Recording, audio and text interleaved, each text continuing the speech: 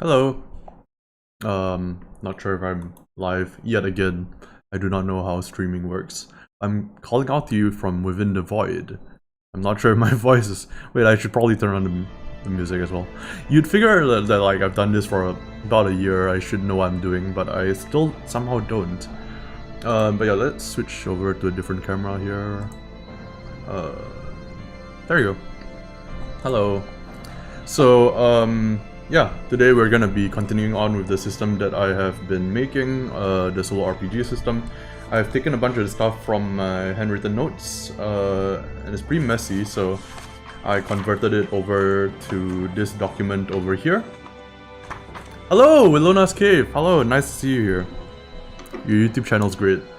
But yeah, like, there's a bunch of stuff that I have transferred over from my notes onto this little pamphlet that I printed out. Yeah, just a bunch of stuff. I wanted to show how I did this very briefly. So I thought I'd like show it on screen if I can switch over to that real quick. So this is my note-taking application of choice. Hello, Hugh. Hugh? That's how you pronounce it, right? I hope I'm pronouncing it right. Hello, Xkana. Hello, yeah. It wasn't a long time since the last time, but oh, you mean the last time you've been in chat? Yeah, hello, welcome to the stream. But yeah, I've been writing out some notes in just Markdown, right? And this is basically how I go about things. I just write it in Markdown, then I have a script that I've written that can convert all of this to a PDF kind of format. So I wrote that script myself, so I just hit Ctrl-Shift-R, and I just wait maybe 3 or 4 seconds, and then it should pop up. There you go. So it converts all of that into this printable PDF. So if you see, like, for example, the interhuman hostility table, if you go here, you can see it's like the same table, but it's converted over to the PDF format. And I think this is pretty nice and handy to have. So I use this for my own personal notes and stuff as well, for my home campaign and for stuff that I just want reference for. The font is, I believe it's Jost, which is alternative to Futura, which if you're a OD&D or a BX nerd, you know that like all the old D&D documents were written using that font. Thought it would be a nice kind of like callback. But anyway, that being said, I'm gonna be referring to this document for today. I'm still gonna be using my notebook for like detailing out stuff, but I thought I'd give a little bit of an update as to where I am with all of that. Yeah, so let me just switch over to... There you go. Okay, so I thought we'd continue from the previous session in a certain way. Firstly, the experience system I've changed just very quickly to a GP for XP system, but I'm probably gonna make it so that achieving personal goals and stuff also gives you a certain amount of XP. Still haven't completely figured that out yet, but there's a bunch of stuff here for you know, inventory limit and stuff like that I didn't really write down last time, so I guess my inventory limit is like 12, right? So 1, 2, 3, 4, 5, 6, 7, 8, 9, 10, so we're still good. Then I have a bunch of names and stuff in case I need that. What else? I did change some stuff about the weather. So the way that weather works now is that previously, right, if I roll, let's say I rolled a 3, it'll be raining, and if I rolled a 3 or 4 again, then it will turn into a storm, and that will affect things in a certain way, right? Now I made it so that if you roll a 3 to 4 again, it has to be an odd number. If it's an odd number, then it will escalate, otherwise it will just keep raining. So if yeah, like that. Like if I rolled that exact number, it will turn from raining into a storm. So that's how that works. And then if I roll again, and I got 2, it's gonna go from a storm to sunny, for example, like that. Yo, hello Catherine. But yeah, that's a small change to the weather. I'll see how that works. We'll see whether it works out well or not, or whether I have to make adjustments. But that's a small adjustment that I made there. I told you about the GP for XP advancement changes.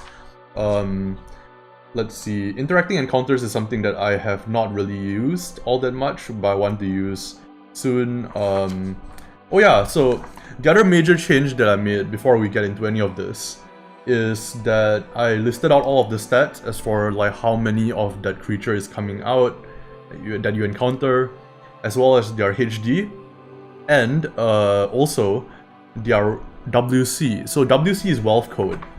So for example, let's say I meet, I don't know, I'm just gonna say I'm on the road, not on the road, I'm on like the plains and I meet something. So it's a tree, so I meet a human, I meet some berserkers. So D6 is gonna be one berserker, right? It's one berserker with no armor, but HD of 2, and a wealth code of 1 and layer code of 1. What that means is that if I kill this berserker, or if I, you know, make friends with him and I need to know what he has, all I need to do to know what he actually has on his person is just roll a D6 on this. So it's a WC of 1. He has nothing on him at all. He has 0 silver or magic items of any sort. That's fine. But if, for example, I find them in their lair, that'll also be a 1. So every time I entered a room and I found treasure, which will be not that often, I'll roll and I'll get, for example, here it would be like 15 silver worth of stuff. So this is just a very simple way of doing it. I have some stuff for magical items, which I hope we will get into today, because there's a really interesting system I made for curses in magical items that uses hidden information in solo play to make it so it's a risk to use any magical items. There's also some stuff that I did where by using magical items, you can still get cursed. Some of them are permanently cursed, but you can still cast the effect. Which is why a lot of the sorcerers in this world are cannibals and don't have childhood memories, because of like the details that you can get cursed with. So there's some stuff about that, there's some inspirations there. But yeah, I thought we'd just like get into it and just essentially continue on our adventure from the previous time.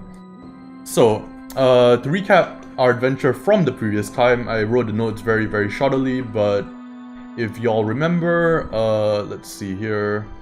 Yeah, we basically got lost and almost starved to death out in the wilderness, right? Which was cool. And we were trying to travel 2 hexes and we almost like got caught by bandits and it was nuts. But like we eventually like took down the cannibal tribe leader, imprisoned the rest of them, basically tied them up and stuff, brought them along, met some bandits on the way back, who we traded the cannibals for as leverage, basically selling the cannibals to the bandits, which was kind of dark, but sure. Anyway, they came back because we stole some items from them. We stole a magical item, which is an obsidian eye, and we were able to like talk our way out of that situation. But that's what happened last session. But what we know now is that the bandits are indeed like proliferating in this area over here. So I thought today's session might be interesting to go after them. That's one thing we could do. The other thing that we could do is, if you guys remember, there's living plants in this area over here. Now, I've run this game as a group kind of game a few days ago. 2 days ago. Not a group game, it was like a one-on-one game. And the person actually explored the living plant ruins and found that the entrance to the living plant ruins was guarded by a living door, which was a 1 in 36 chance. But there's apparently a living fortress in the forest, which is also interesting. So both of those things could be interesting. But following up from our personal leads from last time, we know that the bandits are becoming more and more of a problem, and you know, but are they though? So like we don't know that for sure. So what I have here is a system for determining how much payment you will get for a certain job. So it's very simple. You just roll a d6. If it seems more or less important, you roll with advantage or disadvantage. So that might indicate a more urgent task or a less urgent task. So for example, for the living plants, I have no idea whether that's even an issue for the town currently. I'm just gonna roll a d6 and see like Okay, I got 6, which means it's the most urgent it could possibly be. I'm gonna say that since the town, right, is a woodcutting kind of town, they've been having problems getting lumber and like, you know, just wood in general because of the living plants which are like strangling them. So that's a thing that's happening. I'll just write that down. So this is day what? Day 7. Okay. So day 7, right? So WC3 for getting rid of living plants. Because essentially because they are preventing woodcutters from doing their work. So I'm just gonna write that down. Yo, hello Dice Kills. So that's an urgent task. It means that it's gonna be WC3. Let's actually see what kind of reward we're gonna get if we do that task. So it's WCL3, I believe, which is a layer code. So that means that we roll on this chart right here that I made previously, and there's a chance of magical treasure. So yeah, we'll just see. 5. That is magical treasure. Okay, so that's gonna be 100 silver pieces plus some kind of magical treasure. And the magical treasure, we're not gonna know what the magical treasure does, but we're gonna know what it is. So, hello! Welcome, 100 Years Bar. So we're gonna roll up what kind of item it is. I don't have an item table yet, so I'm just gonna say, I don't know, is it a weapon? 3, so no. No, but I'm gonna say it's a chain of some kind. I'm just making it up at the moment. I'm gonna include a table item chart, but it's a magic chain. Why is it magical? Okay, there's a chain with runes on top. So we don't know what that does. We know it's some kind of magical item. We don't know whether it is... It's not identified. So we don't know whether it's cursed. We don't know whether it's removable as a curse. We don't know any of that stuff. We don't know how many times you can use the magic item. But that's just basically the reward they'll give us for getting rid of the living plants who are strangling the woodcutters. So that's something that we could do. And we know that the ruins, there's essentially like a living door in the ruins, and that's because of the session that I ran with my friend where they played in the same world that we are playing in now, and they found a fortress with a living door. So that's cool. So that's the first thing that we can do. Now, as for the bandits, I think they're gonna be a growing concern. So I'm gonna roll 2d6 and take the higher, and we're gonna see how urgent the task is for the bandits. And it might turn out to not be urgent at all. We got a 4, which is somewhat pressing. So they're gonna offer us a payment in L2. So we're trying to figure out which one is more profitable for us at the moment. So we know that this one is L2 for, I'm gonna say, bringing in the bandit leader. Because we know that there's a proliferation of bandits towards the southwest. So bandits leader, if we can bring him in, we can find him, we can bring him in, that will be good. That will like essentially give us a reward of some kind, which I'm gonna roll for right now. And that reward is gonna probably be less, but... Oh, it's gonna be very little actually. That was L2, right? It's just gonna be 20 silver. So they don't have enough like resources to dedicate to this particular problem. Also because the bandits are not actively harming the town yet. But the living plants is a big problem. So yeah. Oh, thank you, Willona. Thank you, Willona's Cave. Yeah, this one is just like, I just printed it out just to have something on hand. I'm gonna be modifying it a lot. I drew this with like a... I drew this with a brush pen and like, and some regular ballpoint pens. I've seen your art on your channel. It's really good as well. Hey Brent, hello. Welcome to the stream. So, all that being said, we have some choices here. So we can bring in the bandit leader. The bandits probably have a hoard of treasure. And the reason I know that is a bit metagamey, a little bit. I know that because bandits actually have a layer treasure hoard of like 2. So we could potentially actually get more more treasure from going after the bandits. Not from the reward, mind you, but from the actual lair if we find a lair. If we don't find a lair, then we won't get that reward. Or we could go after the living plants and we can get, essentially, we know we're gonna get a magic item. I'm not brave enough to draw with pens, says Willona's Cave. I think it's a very good exercise if you can start with a ballpoint pen. If you're really worried, I would recommend these pens. These are friction pens, so you can just like erase it out. But it gives you the same level of like darkness that a regular ballpoint pen does. And you can also do like hatching and stuff with it really easily. So you can see I can like vary the pressure to like change the darkness level of that. So I will recommend these to start out with for drawing with pens. Anyway, yeah. So, all that being said, that's basically our two choices. Why is it everybody here is an artist except me? Anybody can be an artist. It's just you gotta. I think the main thing is it's fun to just draw, no matter how good you are at it. I would recommend even if you're not an artist, you know, just pick up a pen and just start drawing. It's really fun. A lot of my friends have gotten into it recently.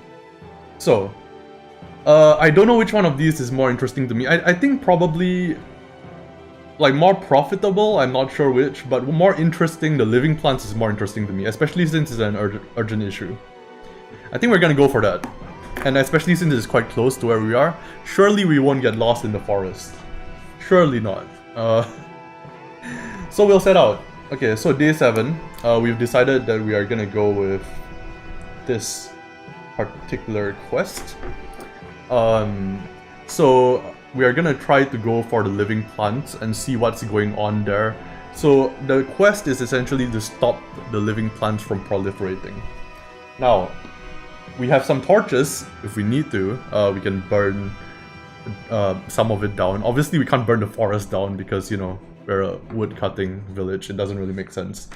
But if, you know, there's like a lot of living plants, we could use that as a thing. Now, we're just gonna set off. So I want to know what's the weather like today. Let's see, weather. Here we go. Okay. It is a misty day, so it's a misty kind of day. No issue yet. I might actually make these things, so I'm just gonna right here. Small effects. I'm thinking like maybe having them have some kind of small little effects, and then the escalation makes it much worse. Brent says that they're painting right now. Willona's Cave says patience is key. True, that's very true. I don't have much patience myself, actually. And talent is a pursued interest, is 100 years bar. True, all that is very true. Like, I think, like, personally, recently I've been having a lot of trouble, you know, finding my groove with art, even though I do it for a living. It's like, yeah, recently I've been trying to just do more art for myself so that I can, you know, figure that out. So definitely just, you know, just draw. I draw all the time. I mean, I have like reams of paper stacked around me that I'm not gonna bring in because I don't wanna knock over the camera, but I draw all the time. So it's a misty day. We're gonna be coming from the town, so there's no risk of getting lost. Now, we don't have that many rations, do we? We have 6 rations, we'll be fine, I hope. If we're not fine, we can try out the new hunting rules that I've been writing, so, you know, that's something we could do. So let's see what happens as we're exiting out from here. So we're going to the edge of the forest. We're not gonna get lost because we're coming from the town. It doesn't make sense to get lost. But there is a chance of other things happening. So the red die is the encounter die. The blue die is the feature die. I'm gonna roll both at once. So I believe there's nothing happens because it's a 1 to 2 on both. So nothing happens, we're able to track down to here. We get 2 movement points per day. So by afternoon, we are able to track to around here. We're trying to find the living plants and the living kind of like temple that's dedicated to those things. We're gonna have 1 more movement point. We don't have a horse and we can't use horses in the forest anyway. But I'm going to try to move directly here. So we can get lost now. So it's a 1 to 2 chance. Nope, we don't get lost, barely, which is good. and we're gonna enter directly into the hex. This is a lot simpler than the previous time we were trying to get to here, in which we got lost, and I think we made it all the way around. Pretty funny, but yeah, okay. So we're able to reach there by nightfall. There is no issue, no feature, no encounter, which is good. We're able to reach there, and we're able to camp there for the night.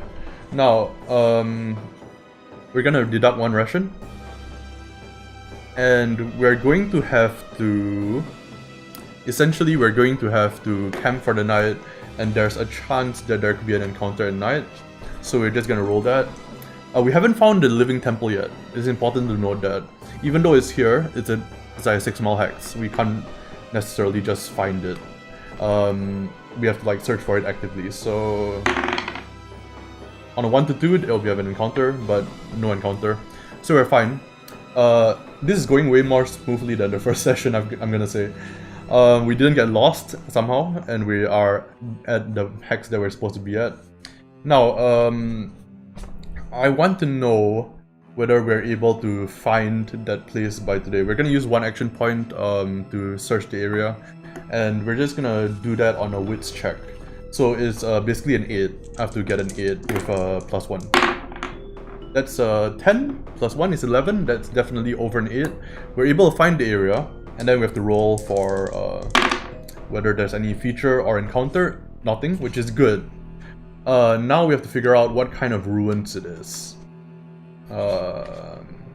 Let's see here. I have a ruins chart right here. Dice Tail says they have a patience problem. I also... Wait, no, I read that completely wrongly. I want patience, the problem is I want it right now. It's a good way of putting it. I have a huge problem with patience. I've been trying to build it up, but you know how it goes. So, we are able to find the ruins. What kind of ruins do we find essentially in the middle of the forest? Now I've said that I've actually ran this for a player, and at that point I've already rolled up the stuff, but like I think I'm gonna redo that. I'm gonna say that all we know about it is that there's a living door at the front. So the ruins it's gonna be a tower. So there's like a ruined tower, all these like creeping vines along the tower, kind of going up and down. Kind of like looks like it's a stream of like green water when you look at it from afar, but it's actually when you come up close, it looks like it's just vines kind of sneaking their way into the windows and into the doors and stuff like that. There's a large door at the front, and the door has a face on it. Currently, well, is it awake?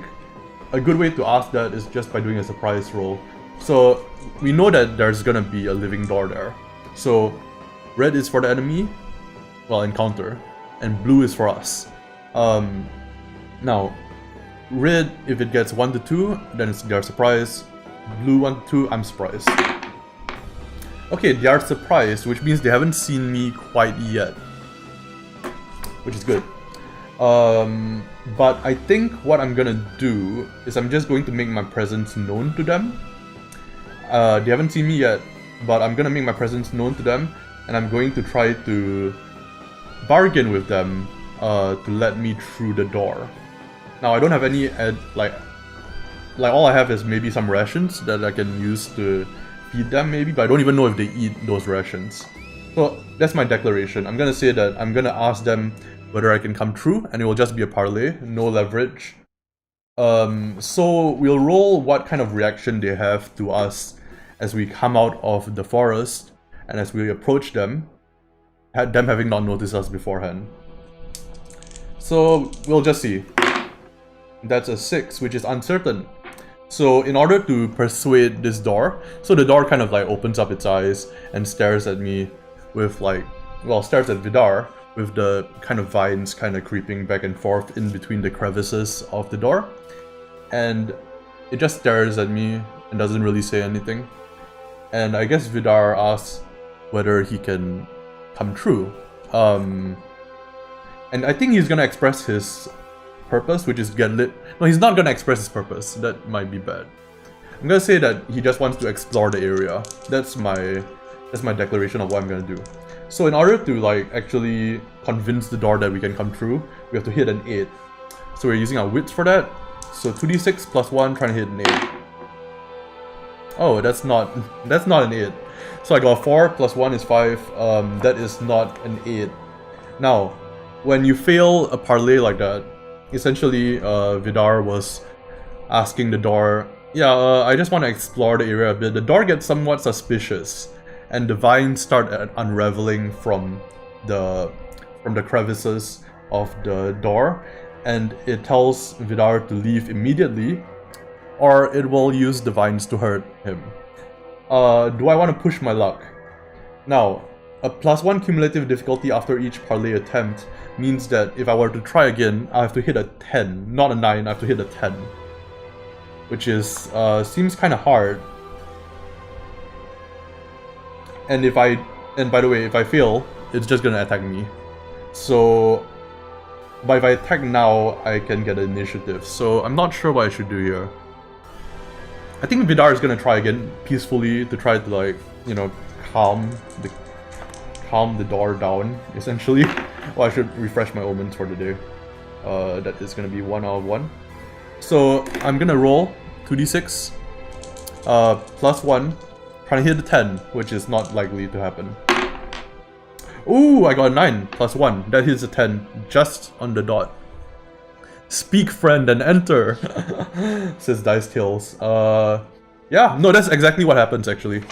So I think Vidar is able to convince the door that it's not going to hurt anything inside the castle. Whether that's true, it's probably false, but he's able to deceive the door and basically say that, like, oh, I'm just here to explore the area, I'm just a cartographer, you have nothing to fear from me, and the door lets down its guard enough, right? But the problem now is that, where is it? Is that it's still suspicious, it's still uncertain. And right now, if I want to, like, really convince it, I have to hit a 10, which means that at this point, if I don't have some kind of leverage, it's gonna be really hard for me to convince this door to let me through, right? I need to know what the door wants. So I'm just gonna say, does the door actually tell me what it wants? I'm just gonna say it's like a highly likely chance. And if it doesn't tell me what it wants, then I'm gonna have no potential leverage. But let's see if it is gonna tell me what it wants. So there's a 4. That's a yes, but. So hesitantly, the door does tell Vidar at least what it wants. So what does it want, right? Does it want an item? I think that's likely 5. So yes, it wants some kind of item. Is it rations? I'd say that's likely as well. So that's a no, but. So I think it wants rations, but it wants rations for a living plant, which means I think it wants some of the torches, which is kind of bad because I'm going in there in the dark area. I'm gonna give it a torch. I'm gonna give it a torch and it's gonna let me through. Actually, it might not let me through. I'm gonna say, so let's see, I got leverage now. So I'm gonna try again, and this is my last attempt. I'm gonna try once more to convince it to let me pass. I am gonna give it a torch. It's gonna add +2 to my parlay attempt, and I'm gonna try hit an 8 +2, which is a 10. Okay, so that's a pass, I think. 9 to 11, more than 10. Yep, I'm good. The door swings wide once I offer it. I basically toss it a torch, an unlit torch, and it starts munching on it. And you can see, like, the vines kind of, like, proliferating and spreading out as it starts munching it and starts absorbing it into its own body. And it swings wide open and we're let in. So we now have one less torch, and we are actually currently inside this kind of, like, tower of some sort. Now, the tower doesn't go... It's a ruined tower, right? So how tall is it? My question is more like, does it go underground, right? So I'm gonna say, does it go underground? Yes. Does it go upwards? Yes. So those were 2 yes buts. So I'm gonna say that it's a D3 amount of levels upwards, and it is 1 level upwards. So it's like basically there's 2 levels to it. So we are on day 8. I haven't rolled for the weather for today, which I should have done. That is a 3, which is what? Oh, it's raining. Okay, cool. So we're not affected by that. It's raining currently, but we're able to enter the castle. We're able to see that like it is 2 levels high, right? And then it's all ruins up top here, right? And then there's like a kind of trapdoor in the ground. And what I'm gonna say is that it's gonna be a fairly small area. So instead of doing the regular dungeon generation like I normally do for these kind of things, I'm gonna say that every room that we enter, again, 2d6 plus depth. So what floor we're on, more than equals to 13. If that is the case, then, not depth actually, I think it's gonna be rooms. 2d6 plus rooms, more than equals to 13.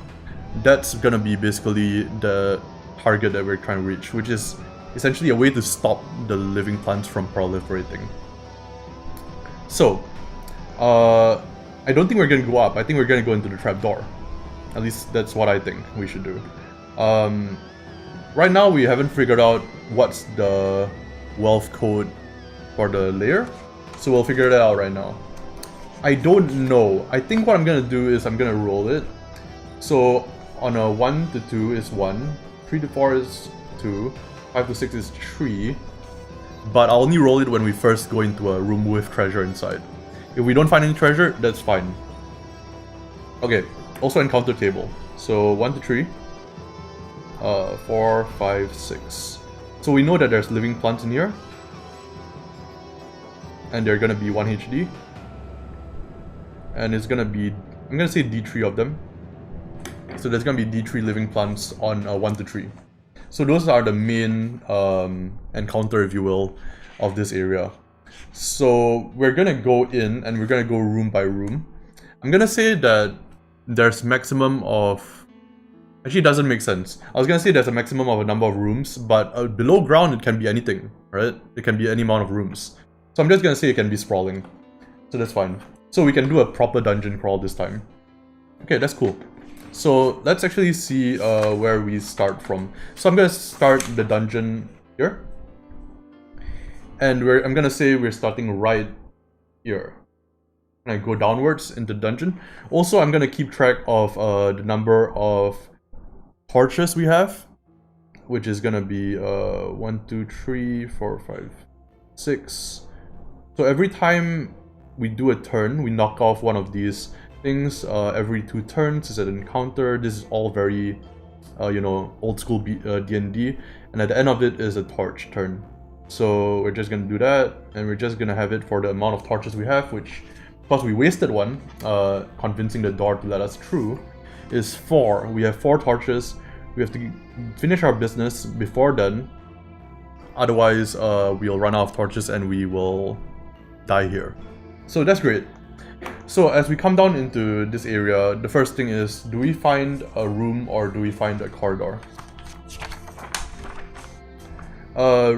Room or corridor. So it's just gonna be 1 to 3, 1 to 4 is room, 5 to 6 corridor. Okay, it's a room of some sort as we come in from the top. How big is the room? So it's gonna be 2d6, minimum of 2 per side. And if you get a 6, we plus a d6 to both sides. So I got a 6, which means it is... Oh, I got another 6. It's not cumulative though. This is not cumulative. So it's a 12 by 10 room. So that's a very large room. Okay. So we come in and we just find a massive, massive room. 12 by 10 room is basically 5, 6, 7, 8. So we find this incredibly massive room, which is quite rare actually for like the way that I wrote out how the dungeon is generated. How many doors are there around here? Now, if there are no doors and we haven't reached our, you know, our destination, I'm just going to reroll. But we got 6, which is 1 door. And the door is to our front, so it's basically here. It's kind of like there. What's the door? It's 6. It's a stuck wooden door. So right here, there's a stuck wooden door. And what's inside this current huge, ginormous room that we're in? Oh, there's a monsters and treasure. Okay. So treasure-wise, we'll figure out what level of treasure it is at. It is at level 2 of treasure. So whenever we roll treasure, we roll on the chart there. But we find a monster of some kind as well as some kind of treasure. So right now we'll roll up the treasure. So it's just gonna be L2 and then D6. That's a 5. So that's like 40 silver. Alright, so I'm gonna note this out. So as we descend into kind of this abyss, we find 40 silver, and what? What else do we find? We find some kind of creature. So we know there's living plants down here. We don't know about anything else. So we're just gonna roll that. What kind of creature is it? It's a 6, which we don't have an entry for. So it's very simple. We just roll for what the creature actually is. Now we're in the forest, right? We're in the forest. So you just add a +1 to it. So let's see what we get. We got a 5. So that's +1 is 6, is humanoids. Oh shit. How many trolls are there in this room? Oh boy. Okay, that's D6 minus. So how many trolls do we find as we enter this room? We roll that. That's 1 troll, okay. That's a pretty bad start. Now, as we come down into this room, we find 40 silver plus a troll. And I'm gonna roll for what feature there is in this room. 65. There's tiled walls, which means that it's actually constructed. This place is actually constructed out, unlike the other areas of the dungeon. So it's quite well done. Possibly by the troll, we don't know yet. We don't know what reaction the troll is gonna have. And the troll, I believe, is pretty fucking strong. So yeah, they're nearly impossible to kill actually. But they do have a lot of pressure on them. I'm gonna try to be peaceful about this because I don't want to die immediately as I come in. Did I?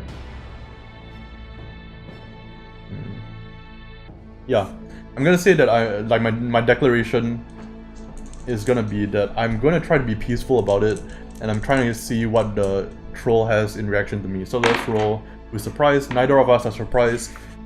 Distance 4, so it's medium distance. So we find the troll essentially within range of being able to enter into combat if it wants to. Like I said, our action is to essentially go, whoa, we're just here to inspect the building. And we're gonna roll for initiative, which is 6 plus 2, and I believe we have an agility of 1.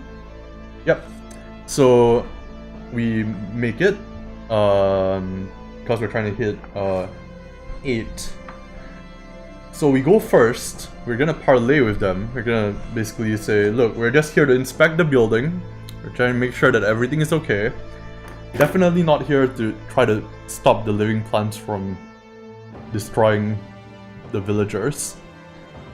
I'm gonna roll on how their base reaction is towards us. 7. So they're uncertain, and then we have to convince them of this fact. Is there anything we have that, like, I think I'm gonna use the leverage of, look, the door let us in, so obviously I must be a friend, right? Right.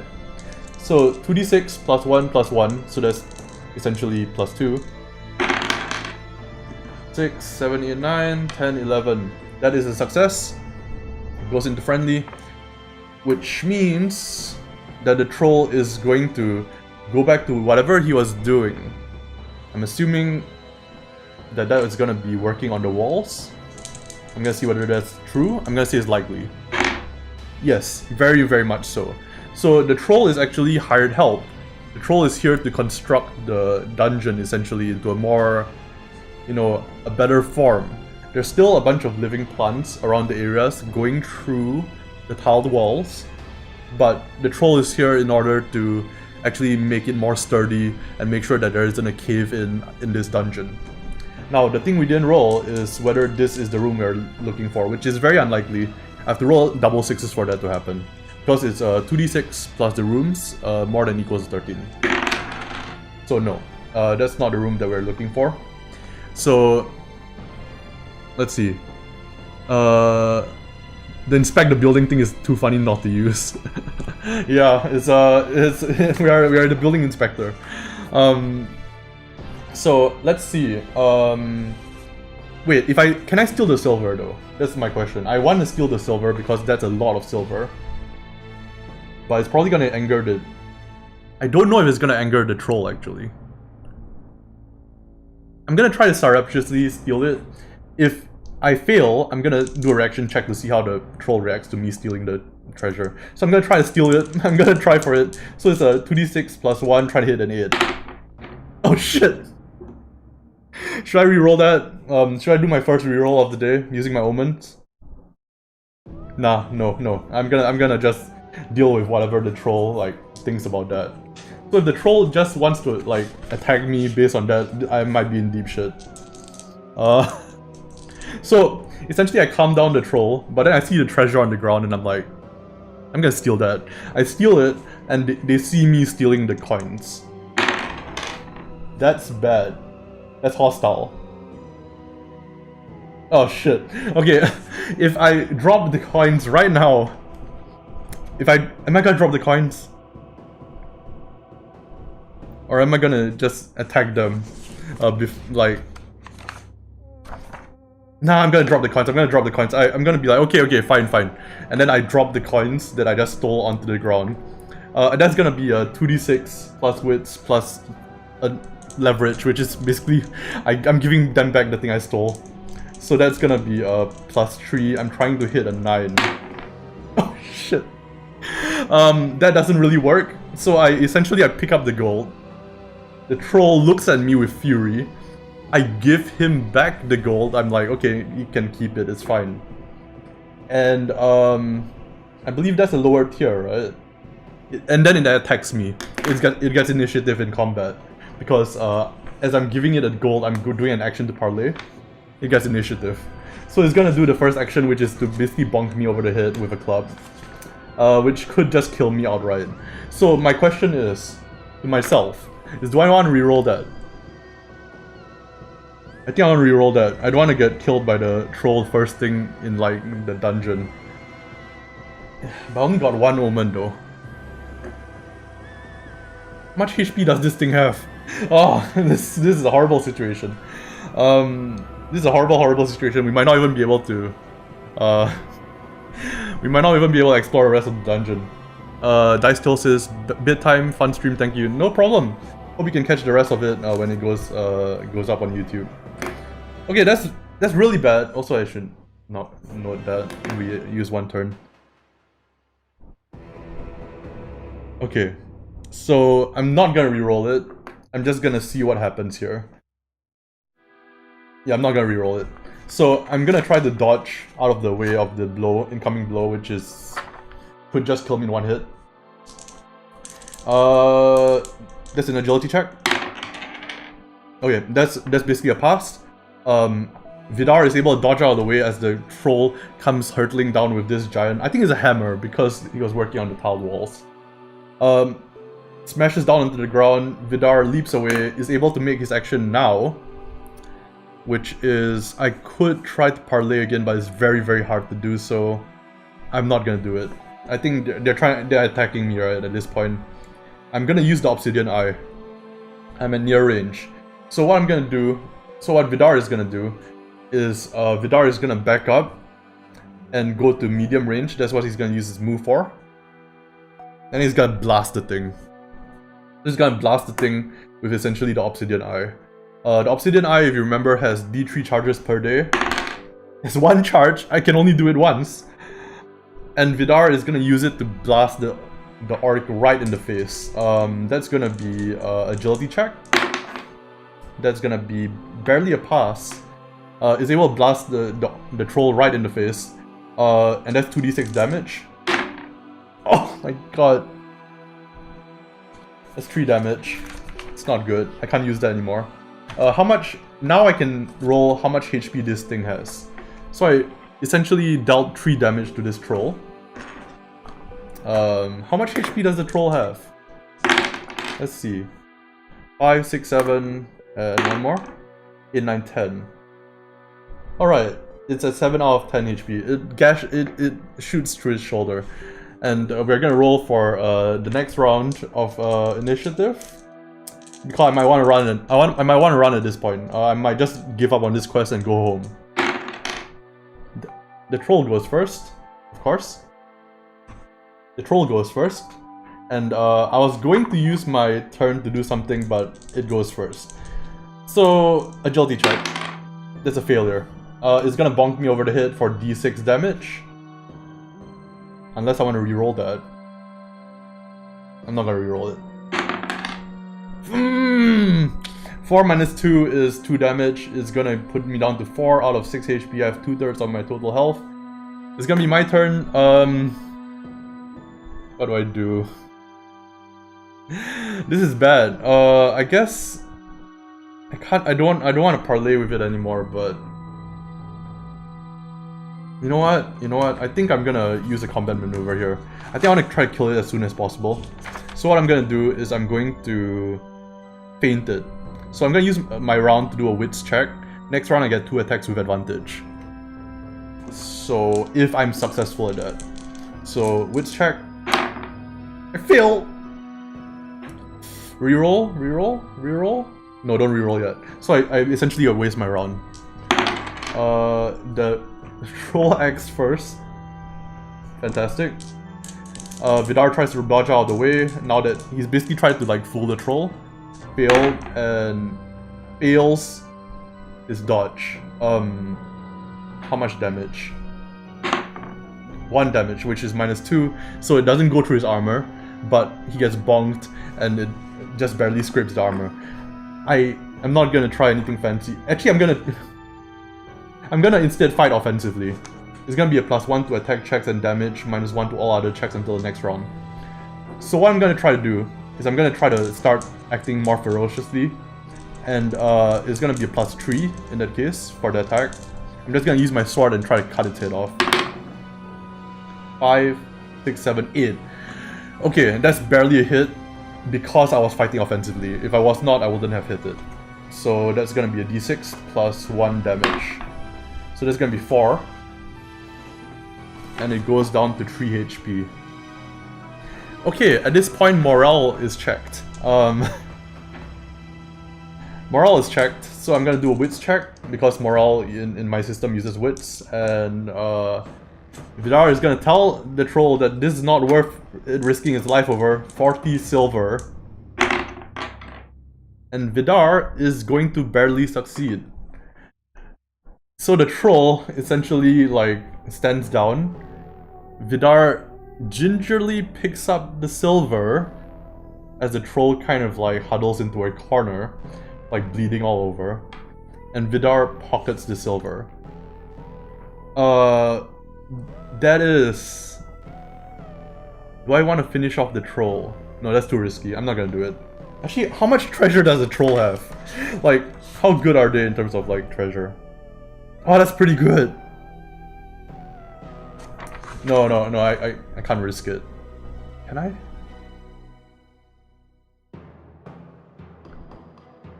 Vidar takes the silver, which is gonna put him at 52 silver.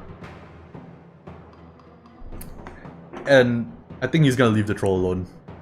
So the troll is gonna be left alone. We're gonna... he's gonna tell the troll to scram, essentially. The troll is gonna go back to his work, like, essentially wounded. And Vidar is gonna continue on. Now, there's a stuck door right there, which means that it's a strength check to bust down. And if I fail to bust it down, something might hear me. Let's see. I failed. Fantastic. And I use a turn. And I have to roll for encounters. I get a 1, of course. And I have to roll for another encounter because I just made noise. And I get 2. Okay, something else turns up. As like I'm trying to bust down this door and this troll is working on the walls. Which is a 1. Living plants. Oh boy. How far away from me are these living plants? And are they surprised and am I surprised? I'm surprised by living plants and their distance is 5, which is plus 1 is 6, which means near. Which is bad. Which means they're right in front of me, they are at the doors. What's their reaction towards me? I'm gonna set this thing on fire, but like, I'm surprised, so they get around to do whatever. They have a 6, so they're unconcerned by me. I did already say that I'm gonna destroy them, so Vidar instinctively swings his sword as this like living plant kind of like reaches out of the door and grabs him, and he just swings the sword by instinct as he's trying to bash through. And oh, that's a miss. I think that's 7. That's not very good. The living plants are now hostile. Why did I do that? I could have just left it alone. Oh, it goes first. I'm gonna say that the living plants are gonna try to grapple me. So it's gonna be a strength check to try to get out of that instead of an agility check. Actually, an agility check and then a strength check. So an agility check is gonna fail. And if it's a strength check fails, I lose a turn. I fail. Wait. Yeah, no, I fail. That's great. I'm paralyzed. The troll is still in the room. Does the troll now come over, seeing that I'm held by this living plant right in front of this door, and bonk me over the head? I'm gonna try use my wits to tell him not to do that. I of course fail. It's coming over. The plant has made its turn. I have made my turn. The troll, which was like medium distance away, is now coming over to try to finish me off. I need to get out of this situation, but first let's see who goes first, the enemies or me. Okay, I go first. I'm gonna use my turn to essentially get out of there, essentially a move, and then I'm gonna swing my sword directly at the troll, who is coming towards me as I'm paralyzed. So I have to pass 2 checks. I fail the check, and I'm not able to get out of the paralyzed state that I'm in. I'm gonna re-roll that, so omens are gone. And then I'm gonna run. This is not worth it. This is not worth... this is not worth it. I'm gonna re-roll that. That's 6, 7, 8, so that's barely a success. I'm able to get out of it. I'm gonna swing my sword directly at the troll. Okay, good. That's a hit. Sword. D6 damage. 5. It kills the troll immediately. The living plants are still there trying to grasp for me, so it's their turn to go next. Again, agility to dodge out of the way. That's a pass. Barely. That's an 8. So that's just barely a pass. I'm able to dodge out of the way as these living plants get after Vidar. Able to search the troll quickly for any kind of treasure that it has on it. Because now that I've killed it, right? What treasure does it have? Troll is at treasure level 3. Then I'm gonna run. This is not worth it. I've used up my omens. I'm bleeding. It's not worth it. So 3 is 6. The troll had 30 silver on him. Okay. Okay. I mean, I could keep going, but like, this is not worth it at all. I'm gonna note off a torch from my inventory. I'm gonna just climb out, essentially. I'm gonna climb out. I haven't harmed any of the living plants yet, but I'm gonna just go through the door, and I'm just gonna run. I'm just gonna run for my life. So... okay, we're gonna have to get back to town, I think. That's the goal anyway. So, that's horrible. That's pretty bad. We weren't able to explore more than one room because of all those things that happened. So we're gonna go to day 9. No, we're still on day 8. Day 8B, I guess. Essentially coming out of there near to the evening, and we're gonna use our like 1 turn that we have to go back. Hope we don't get lost. We don't get lost. Encounter and feature. It's a 1 to 2 on both. We're fine. We're able to camp out here, essentially on the roads, right next to the village, which means... but still forest. I'm gonna say we're able to camp out in the plains, so like there's gonna be a 1 in 6 chance of an encounter as we're camping for the night, and we're gonna remove a ration. Oh my god. Okay, we're in the plains. Oh, this could be bad. We're low on health. We're currently in the plains. We just got into an encounter at night. And we don't have any omens, and we're bleeding to death. What do we find that approaches us at night? D6, and hopefully it's just a regular human or something. There's a human. There's 1. It's a merchant. Okay, some merchants. Let's see how many. 2 merchants. 2 merchants come by in the middle of the night. Now, they could still be hostile towards us, right? They also have a bunch of goods with them. No, don't get tempted. No, stop that. I'm gonna say, let's see whether they're surprised. I'm just gonna flee the encounter. Okay, they're surprised, which means that the distance is at 3, so medium. So I'm just gonna try run away using my surprise round. So that's gonna be 8, but because I'm using my surprise round, I'm gonna add a +2. That's 4, 5, 6, 7, 8, 9. So I'm able to flee away from these 2 merchants because I don't want to take any risks at all. And then we're able to set off on the way back around the hexes, roads. Essentially, we're not gonna get lost. We're able to make it back to town. So that's on day 9. Actually, we should roll for the weather because it could affect things. It is sunny, so it did not worsen. It just turned sunny, which is good. Wait, that's on day 9, right? Yeah, day 9. I should have rolled for the weather ahead of time, but it's fine. It did not affect anything anyways. We're able back to town. We did not solve their problem, which is why we're not gonna get anything out of that. Alright? We're not gonna get anything out of that, but we're able to... we also don't have enough like gold to corrals to level up.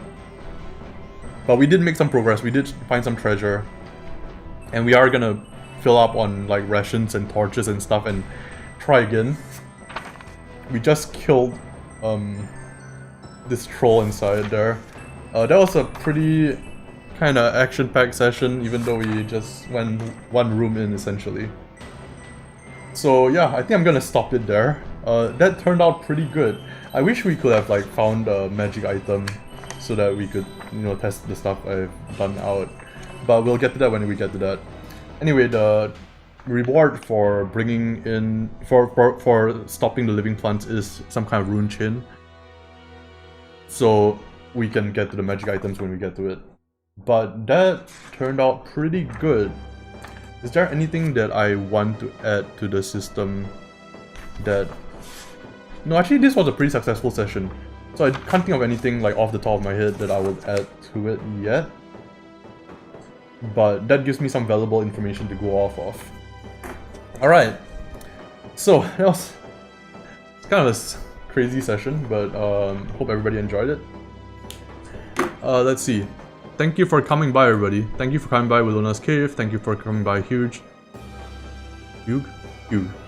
Price. Thank you for coming by Excana and Garcia Lopez. Thank you for coming by Catherine. Thank you for coming by Dice Skills. Thank you for coming by 100 Years Bar. Thank you for coming by Brent. Let's see. I think that's about it. So, yeah, I really liked that session. We found a ruined temple essentially. We came in, found a troll working on construction, almost got killed by the troll because we stole treasure, and then we killed the troll after it came at us while we were paralyzed by living plants. So, pretty fun session overall. I'll see you all next time. Goodbye. Hello, Caustic. Yeah, I'm gonna end the session right now, actually. So, yep, see you. Bye.